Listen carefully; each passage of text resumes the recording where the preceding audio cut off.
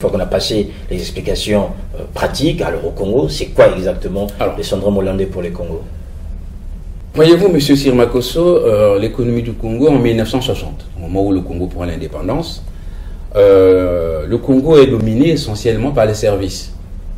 À plus de, disons, 60% de l'économie du Congo, la richesse du pays est générée, créée par les services. Après, c'est l'agriculture avec à peu près 20%, et puis l'industrie à peu près 15%. Le reste, c'est la forêt, c'est-à-dire l'économie forestière, l'exploitation forestière. En 2010, si on prend les dernières études du FMI, du Fonds monétaire international, qui date de 2010, le rapport sur le Congo, oui. Eh bien, les choses se sont bouleversées complètement, c'est-à-dire que l'industrie extractive qui représentait à peine 0,5% de la richesse du Congo en 1960, les industries extractives, c'est-à-dire le pétrole essentiellement, aujourd'hui représente, donc aujourd'hui 2010, représente plus de 70% de la richesse du Congo. L'agriculture ne représente plus que 2%. Et les services, à peine 10%. L'industrie, qui représentait donc à l'époque à peu près 20%, aujourd'hui ne représente qu'à peine 2,5%. Alors, que s'est-il passé? Mais il s'est passé qu'entre 1960 et 2010, pour ne pas dire aujourd'hui, puisque les choses ne se sont pas arrangées depuis, tout à fait. C'est que nous avons exploité davantage la rente pétrolière, sachant que le Congo a commencé vraiment à exploiter à l'échelle industrielle le pétrole dans les années 70, les années 75. Bien. Donc à partir de ce moment-là, l'économie du Congo ne repose plus que sur la rente pétrolière. Résultat, les secteurs comme l'agriculture, les secteurs comme l'industrie, les services, donc essentiellement les banques, eh bien, ont été mis de côté, au profit donc de la richesse générée par le pétrole. Le problème, c'est que la production pétrolière, depuis ces 15 dernières années, est en chute libre. Et les recettes avec. Donc, par rapport à cette situation, que fait le pays? Le pays a essayé de lancer le programme de la diversification économique. Alors, avec l'aide de la Banque mondiale, des institutions internationales, aujourd'hui, ça fait partie notamment du chemin d'avenir du président de la République en disant qu'il faut redonner de la place à l'industrie. Et on voit, professeur Manu Lokamba, aujourd'hui, des industries, notamment dans tout ce que dans l'industrie extractive, s'installer au Congo, à Zanaga, à Komono, un peu partout, dans le fer, potasse du côté de Pointe-Noire. Est-ce que cela suffit, en fait, pour que le pays soit guéri de ce syndrome hollandais? Je crains que non. Qu'en fait, si l'économie ne repose que sur les rentes, et non sur la production industrielle, et non sur la production des services, et non sur l'agriculture, hélas, nous ne pouvons pas aller plus loin. Parce que, restons sur le cas du pétrole, puisque il est plus révélateur de la gravité de la situation. Les prix du pétrole sont fixés sur le marché international. Donc, ce n'est pas le Congo qui fixe. Oui. Bien. Le Congo ne maîtrise donc pas la politique des prix du pétrole. Comment le ferait-il? C'est fixé à la bourse de Londres, de New York, de Paris, etc. Donc, le Congo suit les pays donc, qui fixent, ne maîtrisent donc pas cette politique de prix. Et notre propre production, eh bien, le pétrole s'épuise. Donc, face à ces deux situations, les prix que nous ne maîtrisons pas et la quantité de pétrole qui s'épuise. Moi, j'aimerais bien, si vous permettez, professeur Okamba, le pétrole s'épuise, mais on voit, alors j'aimerais bien avoir quelques explications, parce que je sais que vous avez travaillé sur ce sujet, le pétrole s'épuise, et pourtant, on voit aujourd'hui les industries spécialisées dans ce domaine investir au Congo, dans de nouveaux champs, en faisant comprendre aux Congolais qu'il y a encore du pétrole et que le pays va continuer à s'enrichir par le pétrole. Le dernier champ inauguré, c'est au Nord. Oui, on peut continuer à faire l'exploration. Pourquoi pas continuer à chercher des nouveaux champs pétroliers. On ne peut pas se l'interdire. Donc le pays doit continuer ce travail de recherche. Comment comprendre que ce pétrole s'épuise? Bien, parce qu'on n'a pas trouvé des nouveaux champs aussi riches en pétrole et qui permettraient donc au Congo de se passer de l'agriculture, de l'industrie, des services et de tout l'ensemble des secteurs. Aujourd'hui, nous ne pouvons plus le faire. Donc, le syndrome hollandais a frappé le pays. Le pays a du mal donc à relancer les activités comme l'agriculture, à relancer l'industrie, à relancer son industrie forestière, à relancer en fait l'ensemble des secteurs économiques. Pourquoi? Eh bien parce que l'industrie extractive nous a donné l'illusion qu'on pouvait vivre comme ça, avec la rente pétrolière, d'année en année, et donc on travaille moins et on attend que la rente tombe du ciel. Oui. Elle est tombée effectivement pendant un bon moment. Alors, qu'est-ce qu'on en a fait? Interrogez les autorités, ils vous diront que, on a construit les routes, on a construit les édifices, on a vu ce qui s'est passé pendant la guerre, on a essayé de remettre l'économie en place et tout, et le syndrome, pendant ce temps, il est là.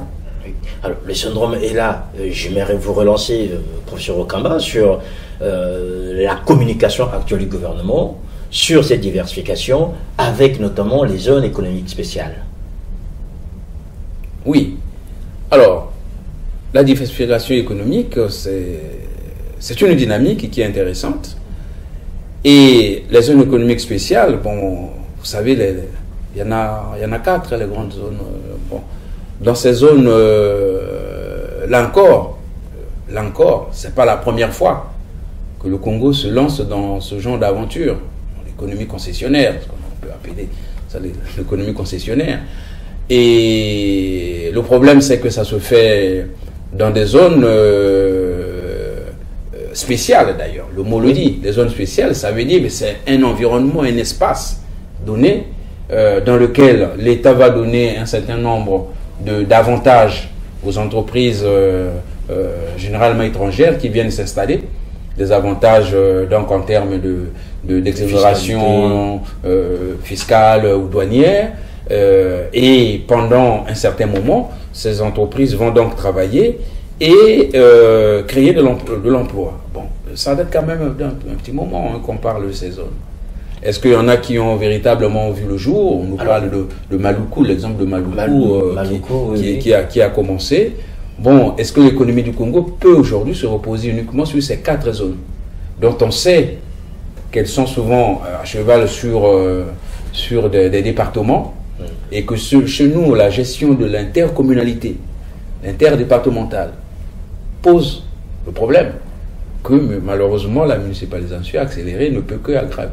Ah ben, très bien, on arrive, vous faites bien de nous lancer sur l'administration accélérée, professeur Emmanuel Okamba. Alors, c'est aujourd'hui, ça fait 10 ans, plus de 10 ans que ce programme a commencé. On a vu fleurir dans tout le Congo des villages devenir des villes, des pistes devenir des aéroports, des pistes rurales devenir des routes pour certains qu'ils appellent l'autoroute. Et finalement, aujourd'hui, vous êtes plus ou moins dubitatif sur l'efficacité réelle de cette administration accélérée, si je m'abuse. Non, la municipalisation accélérée en soi, c'est un très bon concept. C'est une très bonne chose, puisque le concept, le mot n'a pas été inventé au Congo. Ça avait déjà été expérimenté en Côte d'Ivoire, ça a été fait dans d'autres pays comme le Gabon. C'est un bel outil. C'est un très bel outil. Et nos autorités ont eu raison d'exploiter cet outil pour désenclaver le pays. Bien. Désenclaver le pays, c'est-à-dire mettre l'infrastructure de base qui faisait défaut pour justement le développement de l'industrie, le développement de l'agriculture, le développement donc des différents secteurs économiques.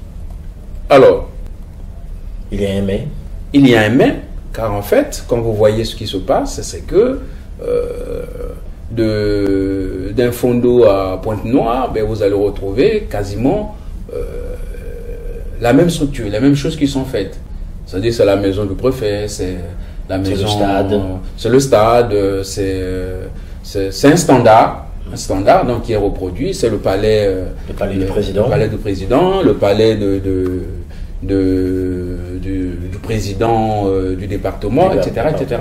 Donc un certain nombre de structures de base qui sont nécessaires, mais qui ont besoin d'être accompagnées par des instruments économiques plus puissants. Parce que si vous créez un aéroport et qu'aucun avion n'atterrit sur cet aéroport, eh bien vous avez donné à la population l'illusion du développement et finalement, dans très peu de temps, ben, l'aéroport va être envahi par les herbes et puis bon, au bout de 10 ans, on n'en parlera plus.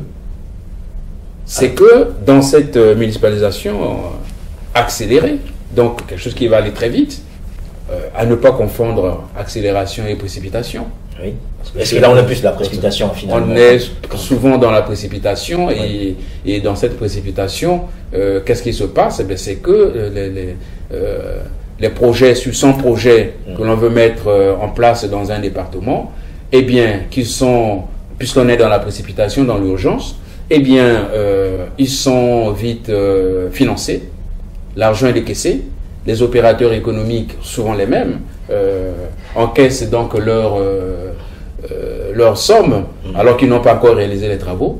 Au final, d'après les études de l'organisme qui s'occupe de l'anticorruption au Congo, oui. Bien, d'après le rapport donc de cet organisme, c'est que bon, sur 100 francs CFA dépensés pour la municipalisation, je dis bien dépenser, c'est-à-dire décaisser l'argent sorti, eh bien, c'est à peine 25% des projets qui ont été réalisés. Le reste est volatilisé dans la nature. C'est-à-dire qu'on ne peut pas refaire les projets. Pourquoi? Parce que l'opérateur économique a déposé le bilan, l'opérateur économique n'a pas fait le travail à temps, et puis finalement, on est passé à un autre département, puis à un autre, et puis à un autre, et finalement, ça tombe dans l'oubli. Alors, donc, c'est vrai, c'est un outil mobilisateur des forces du pays, c'est un outil mobilisateur des ressources du pays, mais en termes d'accompagnement, en termes donc d'optimisation de cet outil, pour qu'il soit vraiment au service du développement, c'est ça qui manque. Donc ça pêche encore. Ça pêche encore, et les sommes qui ont déjà été décaissées, eh bien, doivent être revues, ou alors les travaux qui devaient être faits, il faut que ces travaux soient faits, parce que nous avons un Parlement. Oui. Le Parlement doit à un moment donné intervenir pour que les choses soient faites dans l'intérêt de la nation, encore une fois. Mais ce n'est pas l'intérêt des individus, mais c'est l'intérêt de la nation. Parce que cet argent qui est parti et qui est parti pour un travail qui devait être fait, et finalement le travail n'est pas fait, et ceux qui ont pris l'argent, les noms existent. Oui. Il faut que les autorités fassent un travail nécessaire. Alors, il faut quand même dire, professeur Okamba, que dans cette opération municipalisation accélérée, il y a quand même un acteur principal, c'est-à-dire la délégation générale des grands travaux. C'est-à-dire, avant même que le Parlement n'intervienne, je pense peut-être que la délégation générale des grands travaux a un mot à dire, puisque c'est le principal donneur d'ordre dans ces opérations, où on a vu, ça a commencé à des centaines, des dizaines, peut-être des dizaines de milliards. Aujourd'hui, on est arrivé à des centaines de milliards, mais avec des résultats, comme vous dites aujourd'hui, mitigés. Quand on crée, par exemple, des outils un peu comme l'aéroport, nous avons été à Djavala, nous avons été, nous, Yana TV, à Sibiti. Aujourd'hui, on sait qu'en termes de trafic, il y a quasiment zéro. Comment cet outil peut être valorisé dans le cadre, en fait, du développement de ces contrées? Alors, à propos de l'opérateur, donc le donneur d'ordre qui est la direction, la délégation générale des grands travaux. Bon, nous pensons que cet opérateur joue son rôle, et il doit jouer son rôle de régulateur. Parce qu'en fait, il manque un véritable régulateur dans cette histoire. Le donneur d'ordre, s'il est à la fois contrôleur, ça pose un problème. Bon. Donc, le contrôleur, c'est le Parlement. Si vous permettez, professeur Okama, c'est que ces instances de régulation auxquelles vous faites allusion, on parle du Parlement, mais il faut quand même ne pas oublier que nous sommes dans un régime présidentiel ou semi-présidentiel. Aujourd'hui, les ministres ne rendent compte à personne, sinon au président de la République lui-même. Comment comprendre aujourd'hui que le Parlement puisse jouer ce rôle, notamment dans l'administration accélérée, d'autant plus que ceux qui sont chargés d'exécuter ce projet ne rendent compte qu'au président seul. Oui. Bon, le président ne gère pas le pays seul. On ne peut pas lui faire, lui faire son procès. C'est vrai. Il ne gère pas le pays seul, mais il a besoin du Parlement, même si dans la Constitution actuelle, justement, c'est là le problème, oui. C'est qu'il n'y a pas de censure. Donc, le Parlement fait ce qu'il veut, l'exécutif fait ce qu'il veut, au milieu, il n'y a pas le contrôle. Le troisième acteur aurait pu être la justice. Oui. Ben, la justice, on ne l'a jamais vue. La justice n'est pas dedans. Bien. Alors, ça veut dire quoi? Ben, ça veut dire que nous sommes là devant un fait, comme nous avons vu tout à l'heure, avec le phénomène hollandais qui montre donc les faiblesses de la structure économique du pays. Là, nous avons la faiblesse du système de gouvernance. Le système de gouvernance, aujourd'hui, avec le fait qu'il n'y a pas de censure entre l'Assemblée et le gouvernement, chacun fait ce qu'il veut. Bon.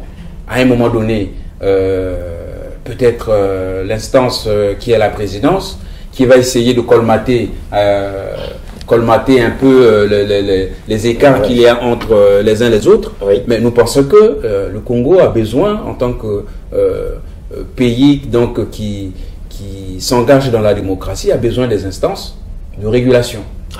Dans cet article dans lequel vous parlez, en fait, c'est un article qui est paru en décembre. C'est une tribune qui est parue en décembre sur la municipalisation accélérée, le défi de la municipalisation accélérée.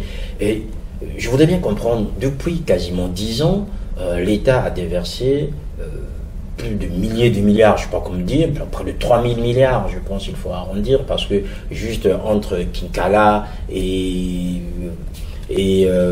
Djambala et même Sibiti, on est à près de 1200, 1300 milliards dépensés. Il faut prendre, c'est les 3 derniers, il faut prendre en voie de département, donc quand même plus de 2000, 3000 milliards arrondis. Comment se fait-il que depuis 3 ans, depuis ces années-là, on a des éléphants blancs dans tous les départements? 25%, vous avez dit, selon les organisations qui contrôlent, plus ou moins associées, qui contrôlent ce travail, disent que rien, et que les 75% en fait aujourd'hui ne pourront plus en fait servir à l'économie réelle et au développement de ces régions.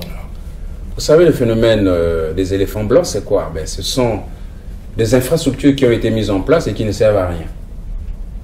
Pourquoi? Ben, parce que la population ne s'approprie pas de ces infrastructures, comme si la population rejetait. Bon, alors, on a parlé des aéroports donc, qui existent là, et où aucun avion n'atterrit. Oui. Bon. Donc, c'est un éléphant blanc.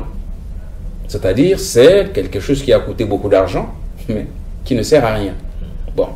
Et pourquoi? Eh bien, parce qu'il n'y a pas eu, au préalable, une réflexion globale en termes de développement. Telle région, tel département, entre tel ou tel département, qu'est-ce qu'il faut faire pour que les infrastructures que nous mettons dans tel département puissent aider le département voisin à mutualiser, à développer, à mieux s'organiser et donc à mieux gérer sa situation économique. Cette réflexion n'a pas été faite. Alors, qu'est-ce qui se passe souvent dans la municipalisation? C'est que chaque département vient discuter, vient chercher ce dont les politiques ont besoin, c'est-à-dire des choses qui frappent à l'œil, qui frappent. On a besoin d'un aéroport, vous l'aviez. ça frappe. Bien. Maintenant, l'utilité économique de l'infrastructure qui a été mise en place n'a pas été intégrée dans la réflexion au préalable. Donc, ce qui est de l'ordre du populisme Oui. finit finalement par être un outil qui ne sert à rien. Qui ne sert à rien donc en termes de développement. Alors, est-ce que les infrastructures qu'on a mis aujourd'hui, est-ce que ces éléphants peuvent avoir une deuxième vie? C'est un peu la question qu'on doit se poser maintenant. Eh bien, c'est cette question qu'on doit se poser, c'est-à-dire que maintenant que ces infrastructures sont déjà là, au lieu de laisser ces éléphants mourir de leur belle mort, il faut leur donner une véritable vie. C'est-à-dire qu'il faut donc repenser un schéma donc de développement économique du pays, département par département, et assurer l'intercommunalité. Alors, les zones spéciales, puisque vous en avez parlé, Tout à fait. peuvent déjà être un de ces éléments, mais il n'y en a que 4. Or, il y a combien de départements au Congo? Il y en a à peu près une douzaine. Oui. Bon, donc il en manque beaucoup. Il va falloir créer quasiment une zone par département pour que les infrastructures qui ont été mises en place servent à quelque chose. Puisque ce sont des infrastructures standards. Standards, c'est-à-dire qu'on va trouver partout, c'est le même modèle. Eh bien, qu'on trouve donc dans ces départements une force d'interaction, c'est-à-dire les autorités se mettent d'accord pour étudier par département ce que l'on peut faire réellement, ce que la nature a donné